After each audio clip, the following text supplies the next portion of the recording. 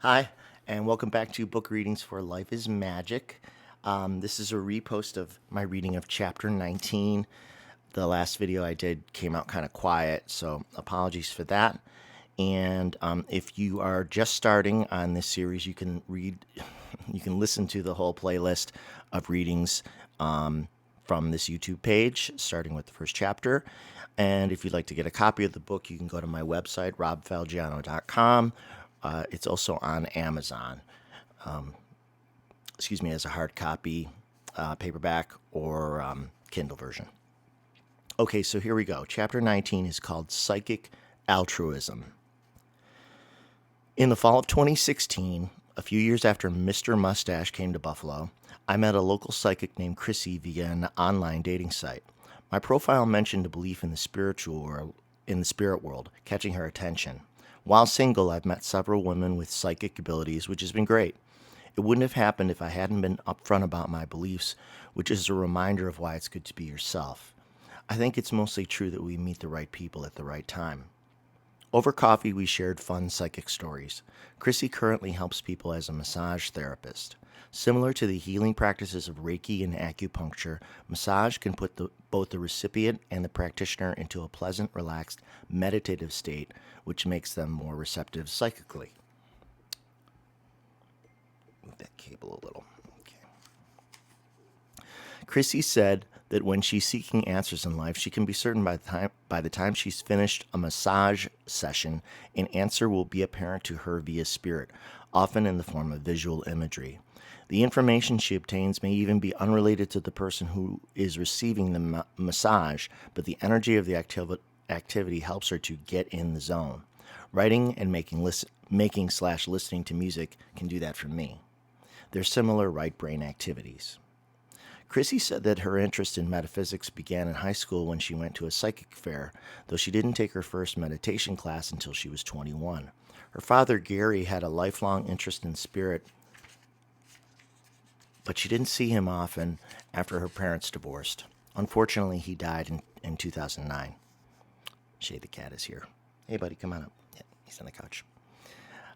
Lucid dreaming, as Chrissy practices it, involves directing her attention to a specific subject before going to bed.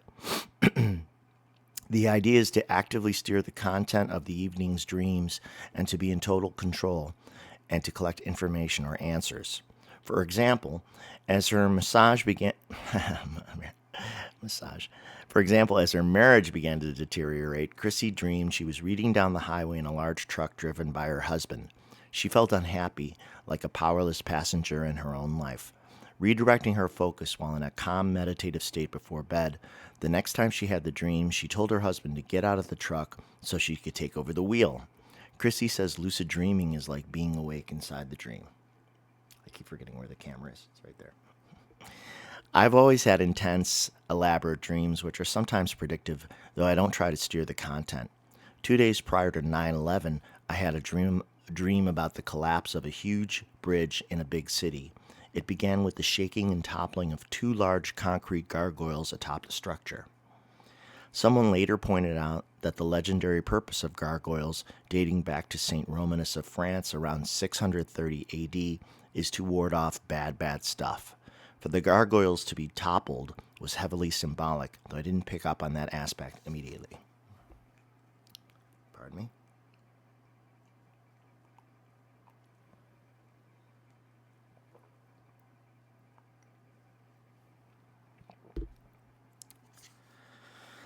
I was frozen below as the entire concrete structure crumbled in front of me and the dust rose in great gray clouds. One psychic later told me during a reading that dreams are the way I'm most connected to spirit. My specialty, in a sense. More on this to come. One of the amazing practical things Chrissy does with her abilities is help law enforcement with missing person cases. She told me about Find Me, a nonprofit Arizona organization started in 2002 by a retired federal agent named J.E. Kelly Snyder. Per their website, Find Me consists of, quote, talented psychics, retired and active law enforcement officers, and professional search and rescue volunteers working with law enforcement and families to find missing loved ones, and solve homicides. Excuse me. When he worked for the government, Snyder was skeptical about psychics, but a chance experience with a skilled intuitive led to the unexpected resolution of a case. He then had to admit that what he'd experienced was outside of his rational understanding, but the psychic had definitely helped him find the victim. Even though Snyder still didn't understand how psychics were able to glean information and his logical brain resisted it, he gradually began to believe that it worked, eventually leading to the foundation of Find Me. The organization provides its service at no cost to clients in need. Chrissy said that the volunteer network includes about 100 psychics across the United States and Canada. Find Me regularly sends emails to its psychic membership, including Chrissy, with details about missing persons. The psychics then attempt to individually intuit information about the case, which they send directly back to Find Me by filling out a short report with descriptive information about locations, suspects, or a narrative about what they see. Agent Snyder wisely utilizes a large pool of intuitives because he is looking for correlations among the raw data. As psychic mediumship is far from exact science, even as practiced by highly connected individuals, the repetition of specific details from different psychics is often what helps break a case. It's a logical, calculated method for managing the mystical, the best of math and magic. Chrissy had been interested in Find Me, but didn't get involved until she took a week-long introductory workshop called Forensic Psychic Investigation at the Lilydale Spiritual Community in the town of Pomfret, New York, not far from Buffalo, where her father had also studied spiritualism. On the first day of workshops, the organizers asked the participants to work on previously solved cases to see if any of them had an aptitude for it. The participating psychics all had different levels of experience and ability. Excuse me. While working on her first case, before bed that night, Chrissy did a long meditation focusing on the individuals involved. She held a picture of the murder victim in her hand and directed her lucid dreaming towards it. That night she dreamt about key details of the crime, including an underpass and mile marker, number 137, indicating where the victim was buried. Upon waking, she drew a picture of it, which she took to class the next morning. When the instructor put a Google Earth image over top of Chrissy's picture, it lined up precisely. That's when I realized I need to do this, she told me. Several other psychics in the workshop gave descriptions with similar details. Their info wasn't uniform, but the redundancies helped to clarify things, as noted. As the workshop continued, the participants received details about a second old case that had been solved. Again, before bed, Chrissy set an intention to dreams that would provide clues. She tried to tap into any energies around the situation and the people involved. She once again woke up with images of a landscape in her head. She drew dividing lines and a series of circles all lined up in a row, but didn't know what they meant. When the actual details of the case were shared with the class, she discovered that it involved a woman who was found in the trunk of a car on the far side of a road median, the dividing line she had drawn, by a bike path. The row of circles Chrissy had drawn turned out to be a stone wall of round boulders. Chrissy has volunteered for Find Me for several years now. When she receives a new email alert about a missing person, she resets her intention towards dreaming about it. Sometimes specific imagery comes while she's asleep or in quick visions the following days. And as mentioned, sometimes she even receives flashes while doing her regular massage work because it puts her in an open, relaxed, connective state. Okay, so then there's a little mini break in the middle of the chapter, identified by a dash, dash, dash. I don't know what you call that. It's just a pause in thought. So, coffee.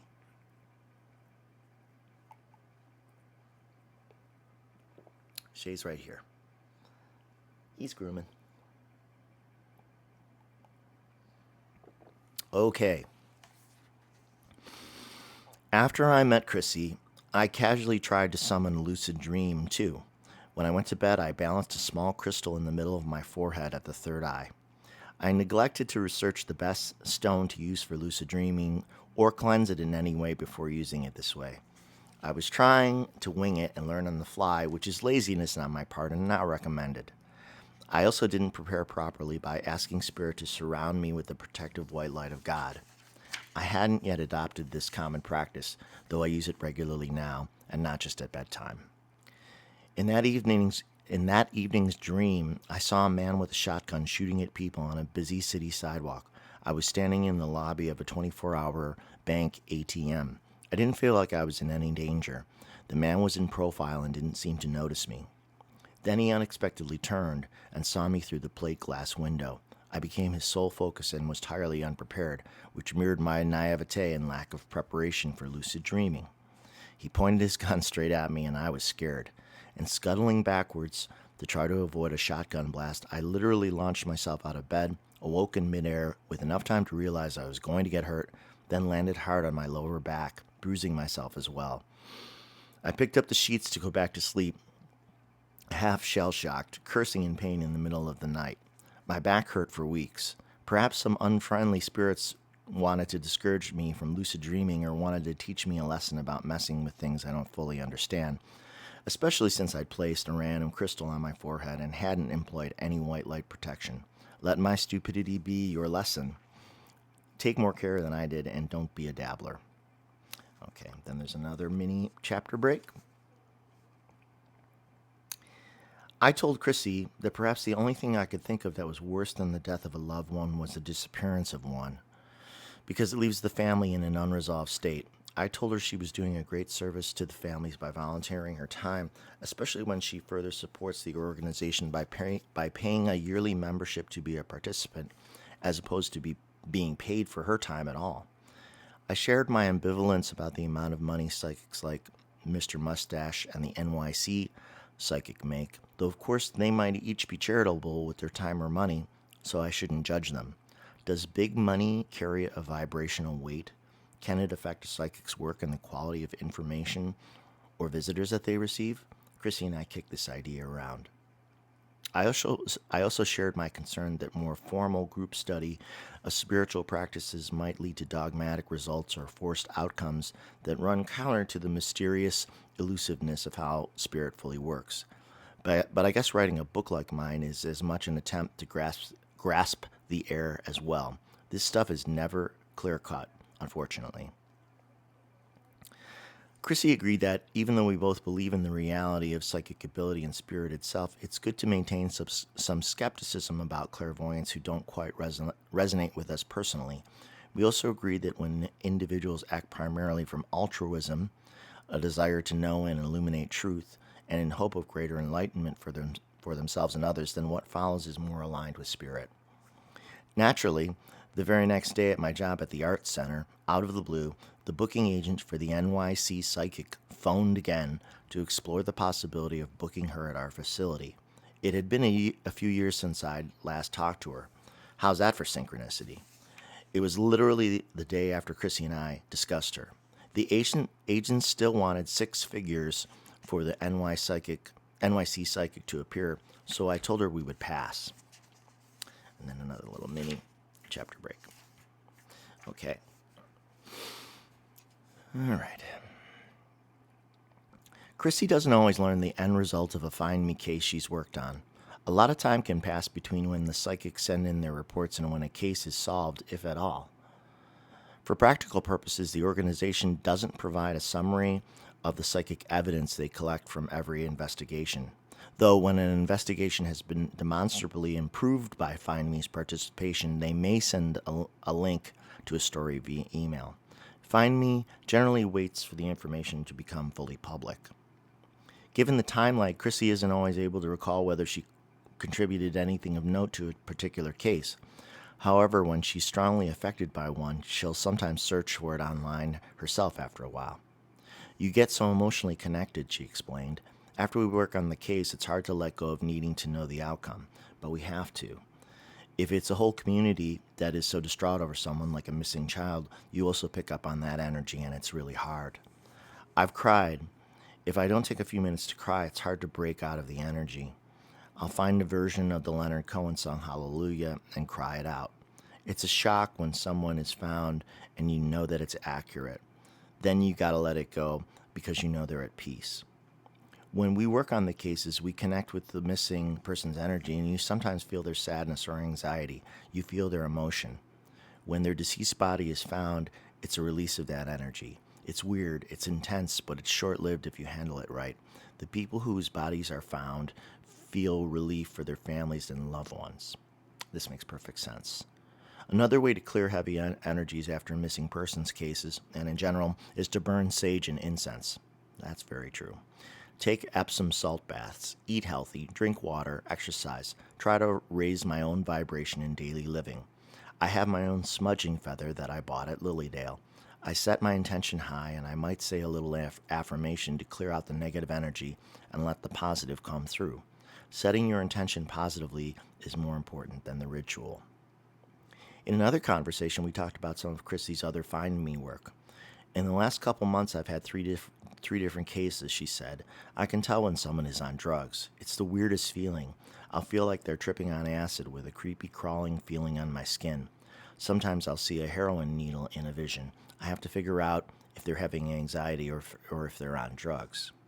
In the case of people who have been murdered, it's often unpleasant. If a woman were assaulted, I'll feel a certain feeling for a second, and then I have to let it go very quickly. It's very gruesome stuff. I can tell if someone's been strangled or cut. Each is a different type of feeling. I can tell if someone's been drowned, like there's water in my throat. A lot of what I intuit is a feeling before I see any details and visions. There was one time I smelled cigar smoke. Normally, scent is not a strong sense. I might hear someone walking on gravel or pebbles. I can tell if they're on foot or in a car, or if there are tires on gravel. If someone has drowned and they're in water, my body gets this wavy feeling, and I'm almost swaying in meditation like I'm in water. It's very slight, but you're moving and floating in water. Sadly, the drowning reminded me of a strange psychic moment I'd recently had related to a high school friend. Pardon me.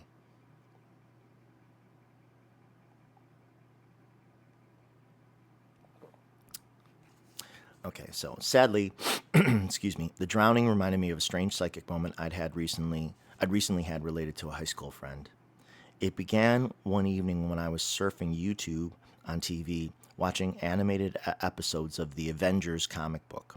Man-child ways persist. Cartoons probably give me the warmth of childhood. In one episode, Captain America was possessed by his evil Nazi nemesis, the Red Skull. Captain America's eyes were bright red and his face was contorted and angry. It was pretty scary for a kid's cartoon. Then, just before bed, while walking to the kitchen, I had a quick flash of a real person's face in distress or anger, also with red eyes. I recognized him as an old acquaintance named Alan. We met in junior high school because we both collected comic books. I saw him regularly at the local shop, Haley's Comics. Alan came to my house one time to look at some he might want to buy. We didn't really hang out in junior high school otherwise. In the 1990s, we got to know each other better as we both performed in alternative rock bands in Buffalo, New York. I would often see him at after-show gatherings with drinks at the popular music bars. I didn't spend time with him outside of that world, but we were always friendly and enjoyed absurd, drunk banter when we ran into each other. Like many musicians in their 20s, including myself, Alan had a wild side which was likely enhanced by beer, but I never saw him bother anyone. He was very amiable and friendly, though I often felt an underlying sadness in his eyes. It takes one to know one. I struggled in my 20s too, and am glad they're long over. I also know Alan had a hard time after his divorce. Later I heard that he had trouble with alcohol. You could have said the same of many local musicians, though most of us aged out of it. Then in the summer of 2017, I learned that Alan had committed suicide by jumping into the Niagara River, which runs all the way from Buffalo to Niagara Falls. The Coast Guard responded to reports that a man was yelling for help in the water, but they were unable to find him. His body was discovered downstream several days later. Seeing Alan's face in a quick flash with red eyes was unexpected and a little scary at night. I feared my overactive mind might carry it into dreamland. Maybe he was trying to communicate with me through our shared enjoyment of superheroes and comic books, since I had been watching the cartoon just moments before I saw the vision of his face. Or maybe it's an unexplainable energetic connection. Either way, it was a bit cryptic. I asked to to be surrounded in the pure white light of God before bed, as I'm also doing now, both for you and I as I write this. Spirit, please help keep us in the pure white, protective, and healing light of God. You can use this anytime for any reason, too. It does help. My dreams that night were uneventful. I never had another vision like it, and I don't fear it. Alan, I'm sorry you had such a hard time, and I sincerely hope you have found peace and joy on the other side. I look forward to catching up with you on comic books, cartoons, and superhero movies again one day. And to wrap up this chapter, in her daily work as a massage therapist, Chrissy is still an unintentional detective. She often receives inadvertent clues about her clients' lives from direct touch and by interacting with their energy in this intimate way. A massage therapist I used to go was also psychically sensitive. Often, Chrissy can intuit aspects of their life and family. It's like a movie picture in my head. Sometimes I can see their siblings and grandparents, Chrissy said. This one girl, she comes to me once a month and I'm there to work on her muscles, but her grandmother is making me tell her to look in her purse. This one girl, she comes to me once a month and I'm there to work on her muscles, but her grandmother is making me tell her to look over at her purse. The grandmother was trying to get the young woman to locate an old wedding ring. The grandmother was standing right there. Her energy was still there. I psychically saw her with my eyes.